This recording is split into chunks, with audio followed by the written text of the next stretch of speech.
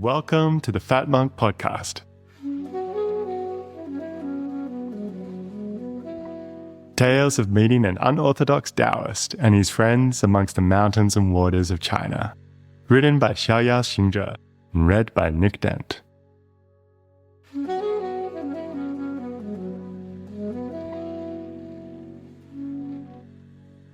Chapter 2. More talks at a monastery. The heavy wooden staff whistled as it swung sharply down toward my head. Just in time, I caught it with the tip of my own staff. I deflected it clockwise and then continued the circle, quickly scraping my staff down along the inside of his. With his wrist attack, he would have to either drop his grip from the staff or get hit. Unexpectedly, the fat Daoist, surprisingly agile as many hefty people are, pivoted his staff vertically. This shifted his hands out of the way so that my staff just slid off into nothing. In the same movement, he circled his rear leg behind mine, followed closely by his hip and his shoulder in a solid bump that threw me backwards over his leg and into the dust. It was not the first time. He chuckled as he helped me up. "You were focused too much on my staff," he said. "When I changed to use my body as the weapon, you missed the shift. Remember Dao De Jing, chapter 16? Take emptiness to the extreme. Maintain stillness firmly. The 10,000 things move together as I watch the return." Flexibility and not getting too attached to a particular point of view. This is crucial if you're going to remain a viable entity. We have been training together and sparring on and off for the last few days on the cleared flat space in the hills above his monastery. This overlooked the mist-covered lake and the mountains on the far side, now purple in the early dawn. In between training sessions, we talked about a range of topics, and I was surprised to find he was remarkably well informed about life outside of the monastery. My teacher at Wudang impressed upon me that being a monk is a temporary state, a stage you adopt to refine aspects of yourself that require a period of quiet living. It should not be permanent, and definitely should not be adopted to run away and hide from life, cutting yourself off from the world. You must take the benefits of your training out into the world to help others in any way you can. It's sort of like meditation. It's easy enough to attain stillness in a quiet room, but it is only really useful when you can maintain that stillness in the hurly-burly of life. Not all of the monks follow that, of course. In fact, few do. This is one of the things the abbot wanted to talk to me about the other day. He said my ideas were a bit too radical and were disturbing the other monks. I said this was the training of my teacher at Wudang, which I had found by experience to be valuable, although I did admit that some aspects were unorthodox. "Why was the teacher at Wudang like that?" I asked. "I think it was because he became a Daoist later in life and had been exposed to other ideas along the way. I know he spent a lot of his earlier life in the Northwest, around Xiaoyao, but otherwise I just remember him as very special." The abbot, however, said that I should try to fit in a bit better and not rock the boat, or I'd be in trouble. I said something about the institution stifling the very thing it was there to develop, and he replied, "Actually, the abbot knew exactly what I was talking about. He also had a teacher like that, and he also got into trouble earlier on." He stopped to pull up his leggings before going on. "But now he works within the system, keeping an eye out for young monks with potential and steering them toward places and teachers that could help them the most. The others, who just want a soft life, he leaves alone."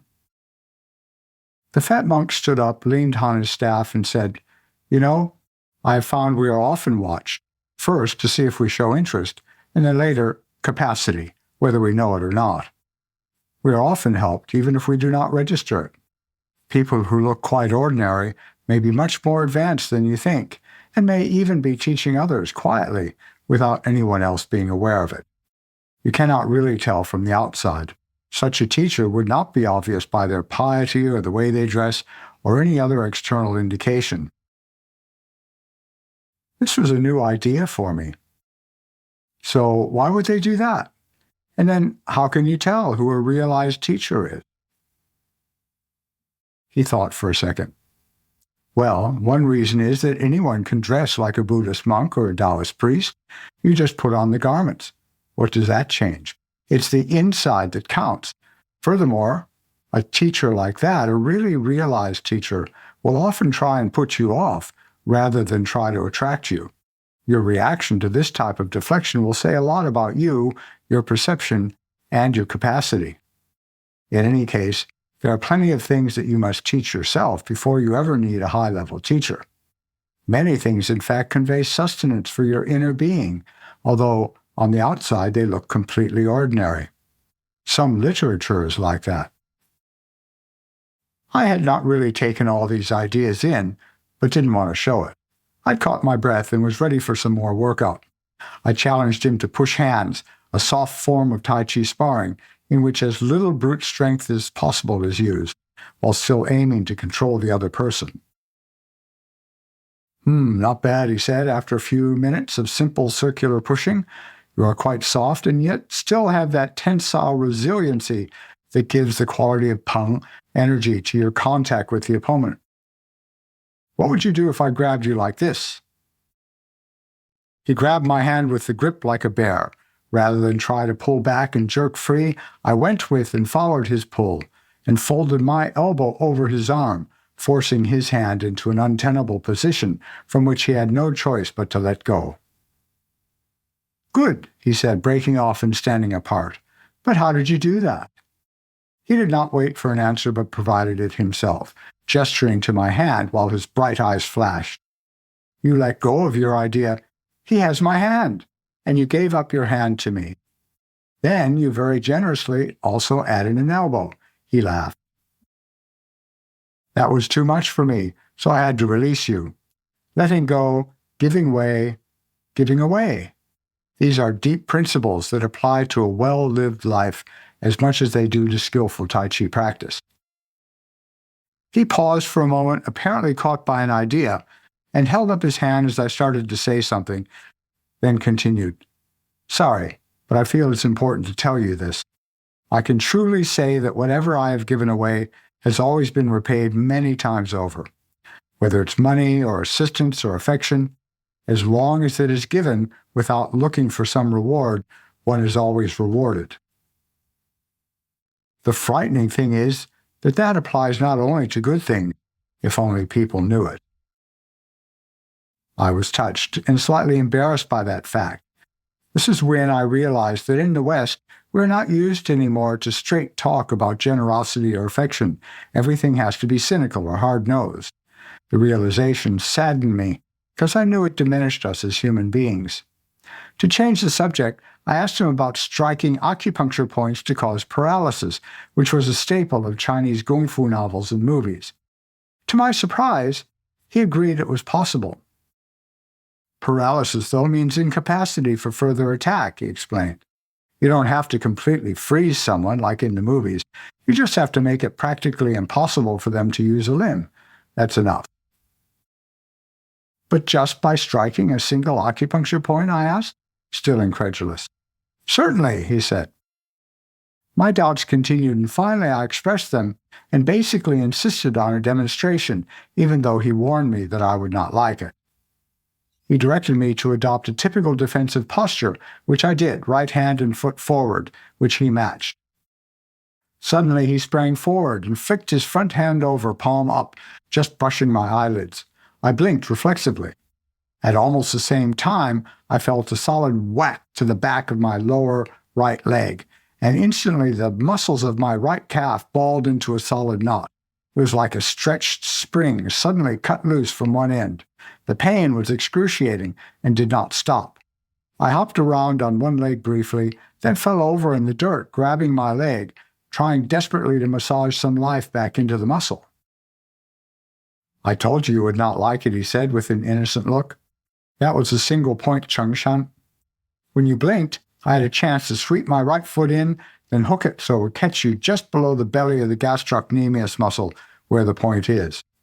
Struck at that angle with enough force, it causes intense cramp. You'll be completely out of action for a few minutes, but you'll be walking normally within a day or 2. Or 3, he added thoughtfully. When my teacher did that to me, it was 3 days before I was not limping.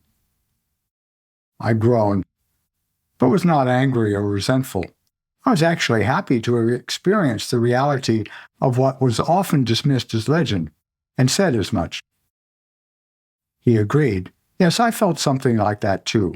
Learning can be painful, but there's nothing like experience. I'll get our stuff together, and when you can walk, we'll head down for some breakfast, rice porridge. And I heard Cook is making some jianbing today, spring onion buns. But I could not walk just yet.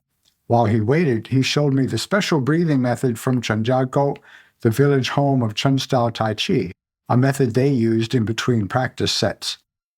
One sits with the hands resting on the knees, back straight but not stiff, with the chin drawn in just enough to feel the back stretch. The mind is kept on the breath until it settles and sinks into the dantian, and you hold that for a while, and then when it feels appropriate, you gently guide the qi from the dantian up to the shoulder of the right arm, then down to the fingers of the right hand, then back up to the shoulder, then down to the right knee, then back up the leg and into the dantian once again.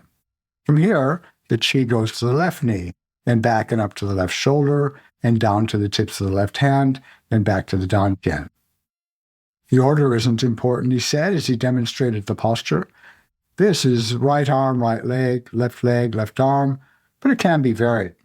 For example, you can do right leg and then left arm, or vice versa, or even better, just let the qi flow naturally as it prefers.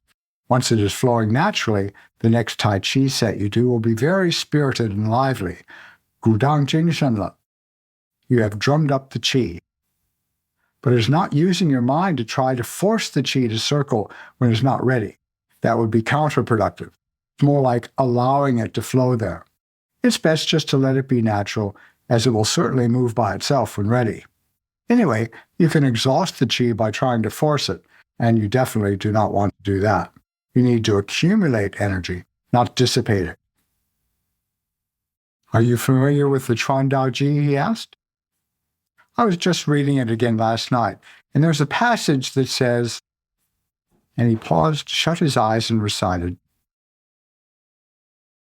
what you breathe out is your own yuan qi, your primal qi, which emerges from the center. What you breathe in is the upright qi of heaven and earth, entering from the outside. If your root source is firm and fixed, and your primal qi is not damaged, then during your breathing, you can obtain the upright qi of heaven and earth. But if your root source is not firm, your essence exhausted, and the qi weak, then from the upper body your own primal qi leaks out, while in the lower body the chamber of the fundamental, the ban gong, is not strengthened. The upright qi of heaven and earth that you breathe in just goes out again when you exhale. The primal qi within your body will no longer be yours, but rather be stolen away by heaven and earth. This tells us something crucial, he said. If you have been careless throughout your life and weakened your kidney Jing essence, then before you can make much progress in studying Taoism, you will have to repair the damage. If your Jing essence is still strong, then you can begin to accumulate the energy needed to progress. But this passage leaves out a crucial part of the technique. Say, how's your leg feeling? Can you walk yet? He squatted down and gave my calf a vigorous rub. It's fine, I said, even though it wasn't really. I stood up and managed to hobble toward the path leading down to the monastery, where breakfast awaited. I let the silence grow between us for a while as we walked, and finally burst out, "Okay, I'll bite. What is the crucial part of the technique?" The fat Taoist laughed delightedly as he ambled down the path, considerately reducing the pace for me. He said, "I just wanted to see if you were listening. But there is a crucial part to absorbing the upright qi of heaven and earth through breathing, and that is your attention. You must attend to your breath to accumulate that energy with any semblance of efficiency, consciously absorbing the qi from the air and storing it low in the dantian. Of course, this works better where the qi is good, like around here, or in deep, quiet forests, or at waterfalls. Early morning is best, as you know. When you inhale deeply, then, whoa, can you smell that? Cook has outdone himself today. Look, I'll just go on ahead and save you a place, okay? Before I could even respond, he had bounded off down the path, rounded a corner, and was out of sight.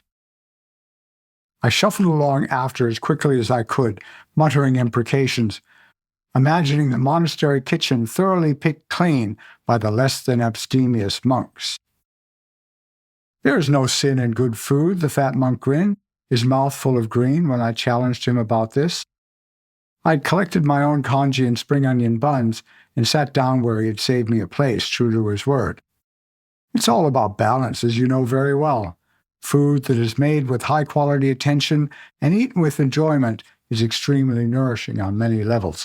Just don't be greedy and stop eating when you're still a little bit hungry. As the nourishment begins to enter the system, the rest of your hunger will disappear. That also leaves room for spleen qi to work. Overloading the stomach oppresses the spleen, and in fact diminishes the nutrition one can obtain. You eat more, but get less, so to speak. This is particularly true for richer foods and meats.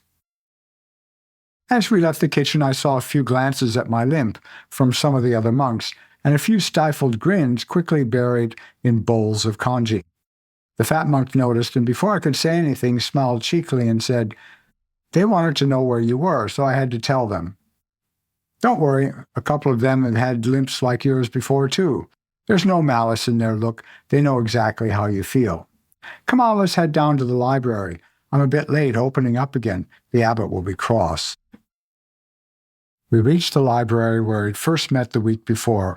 He took down the wooden beam and pushed open the double doors, letting sunshine in to illuminate the dust, now swirling in eddies over the stone floor. He gestured to the wooden seat I had found most comfortable in recent days and set about making some tea. As he gathered his tea implements, I asked him about something he had mentioned the first day I met him, about how you could not read the Dao De Jing like a novel, but rather had to savor it like fine wine. "I think my example was hard candy," he laughed, and then bent over to light the tea stove. When he straightened up, he was silent for a moment, looking up at the stacks of books. Then he said, "I think I can give you an example of how texts in this area are multi-layered, and just how carefully they need to be read. We were talking last time about De, and how it is a type of energy you must accumulate before you can make the choices which allow you to accord with the Dao. Well, the Dao De Jing talks a lot about De and its relation to Dao, but when it does, the words have to be read slowly and considered from a number of different angles. Here," he said, taking down a large copy of Lao Tzu from the shelf and opening it. Chapter 21 says, "Kong de zhi rong, wei dao shi cong." He stopped and looked at me, and I hurriedly said, "Yes, I've read that chapter." "Ah, but how carefully?" he asked. "Those 8 words are like a manual of De, directions in how to begin to gather it and its function. I have Wang Bi's commentary here, and he defined the first word like this. Kong is Kong. Kong means empty. It's only because of empty space that De is so. Afterwards, it is then able to move from Dao. So the first prerequisite for De is emptiness. You have to let go of everything that blocks it from entering. But then, according to Qi Gong, Kong also means great, which defines the quality of the De. That's just the first word. The second word is De, the third is a grammatical particle, and the fourth word is Rong. The fat monk paused for a second, reached over and took a sip of tea, then he continued. Rong means to contain. So those first 4 words could simply mean emptiness is the container of this great De. However, the commentator Gao Xiang says that Rong also means to move or act. Thus, the same 4 words also mean emptiness is the movement of the De, or the action of the De is in emptiness, or the movement of the great De. Someone entered the library, called a loud greeting, and the fat monk leapt up to serve them. This gave me a chance to make some note. When he returned, he said, "Sorry about that. Now, where were we?" I recited, "The first 4 words of the 21st chapter mean all of the following. Emptiness is the container of this great De. Emptiness is the movement of the De. The action of the De is in emptiness, or simply the movement of the great De." He went on, "Right. Then when you add the last 4 words, only in accordance with the Dao, Wei Dao Shi Cong, you get the action of this great De is to move with the Dao and only with the Dao." And of course, all the other meanings of the words must be kept in your head at the same time to really appreciate its textured wholeness. All of these aspects of those words apply simultaneously, the fat Daoist said. And so you can see how rich this text is. And that is why it cannot be read like a novel. You have to savor it, read it under different conditions, in different mindsets, even at different ages in your life. It will give up your meanings as you are able to see them. He poured us both another cup of tea. "The key thing to know and remember," he said, "is what we said before, that De is a type of energy you need in order to begin to make the choices that will allow you to approach the Tao. You access this type of energy by learning to empty yourself of habitual fixations, and also by eventually learning to act in accordance with the Tao. The more you empty yourself through stillness and move from the Tao, the more this De can move through you. It supports you internally and manifests as a quality of presence, charisma, power." He paused briefly and then said reflectively, "Although those who have this De often go out of their way to hide the fact." "Why is that?" I asked, intrigued as to why someone would try to hide their charisma. I asked my teacher the same thing, and he told me a story of a man who had some rare 30-year-old wine. A friend of a friend visited him and asked for a taste, and was offended when it was refused. The man with the wine said, "Well, it wouldn't have lasted 30 years if I kept giving it away, would it?" The De is there for a function, not to entertain casual sensation seekers. It is subtle and easily drains away. It takes a cultivated attention and a certain mental posture to maintain it. He left me alone to go and serve someone else who came in, and when he returned, I said, "So what is that mental posture needed to maintain the De? You've already mentioned stillness and emptiness as a key. Is that all?" "Those are crucial," he answered, "but not all. Again, it's a balance between actively emptying yourself and remaining still. You can't try too hard, but neither can you do nothing. Wei wu wei, do not doing. You should reach this stage where you do not actually use any effort at all. Let those fixations go by not holding on to them. Breaking up habits helps us to break up our fixed ideas of the world, and just, by the way, also stops us becoming boring and predictable.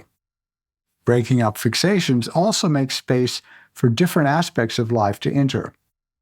And one last aspect of that mental posture, one that helps with emptying oneself, is putting yourself last, putting yourself below. Don't you remember all the talk of valleys in Lao Tzu?" But my mind had wandered. And anyway, by then I was pretty thoroughly tired of being lectured to. Some part of me had the urge to try and score a point, and I said, "You are telling me all these things, but I thought Lao Tzu said, 'The sage handles affairs without acting, and teaches without using words.' And didn't he also say, 'He who knows does not speak, he who speaks does not know'?" The fat Taoist looked surprised for a second, then threw back his head and laughed. "For one thing," he said, "I am no sage, and I am most definitely not your teacher.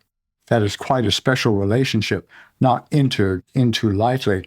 In any case, the best teacher can teach without words, but it takes the best student to learn that way. I'm not sure you fit the bill. We are simply discussing things of mutual interest. Or, at least, I thought we were." He cocked an eyebrow at me.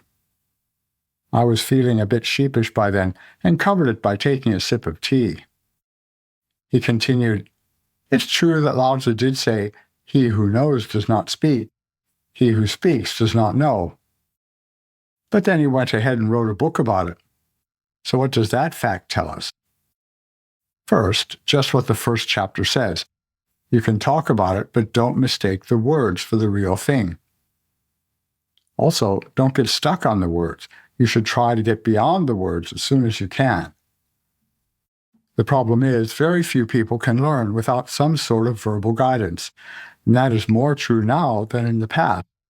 We tend to be lazy and generally do not pay attention and expect everything handed to us. If we woke up and looked around, the teaching is actually everywhere around us. I looked around and he laughed again. You asked about teaching without words. As I said, it's the rare student who can benefit from this. I'll give you an example, but remember that it actually had to be pointed out to me before I noticed it. My teacher used to have a magnificent hardbound copy of the Dao De Jing, and I was scandalized one day to find him using it as a doorstop. This beautiful and sacred book, there on the dusty floor, used in this disrespectful way, simply to keep the door open. I protested and offered to find him a brick, but he laughed, called me an idiot, and told me to use the brick on my own head because that book was there to keep the door open. I began to get a glimmer of what he meant. So there, the fat monk said, all at one and the same time, my teacher was illustrating a wide spectrum of meanings. How one can do wu-wei, not doing. How one can teach without words, showing me my fixations and how they limited me. Demonstrating the everyday blindness of most people. Showing how the teaching surrounds us if we only open our eyes and look. How a knowledge of the relationships between objects can be manipulated to convey meaning, and also, from the other side, how ignorant people may take something of great value and potential and use it in a stupid way that is completely wasteful. And there is much more to be had from that simple example, but I'll let you chew on it yourself. His words had an unusual effect. I felt strangely aware. The room felt alive, three-dimensional, almost humming. A waft of incense floated in from the courtyard outside and mixed with the musky smell of old wood and tea. The dusk motes danced slowly in the sunlight, and they had a significance and a meaning I had not perceived before. The stone floor felt more solid. The wooden door frame seemed alive and beckoned to a world beyond. Time congealed. I became aware of a deep place within me that moved with these motes, that was one with that door, and knew that the world beyond was a living land of mystery where one could wander in a landscape of meaning. At that moment, the monastery bell tolled, and the sound was a physical wave that moved through me, and I went deep within. Centuries later, I surfaced to find that seemingly only a moment had passed. The fat Daoist opened his eyes soon after I did, having apparently slipped into a brown study while I had been silent, and reached forward to pick up the teapot. "More tea?" he asked. Thank you for listening to the Fat Monk Podcast, produced by Ben Thomas with music by Flora Carbo. Please like and subscribe, or go to the show notes for links and further content.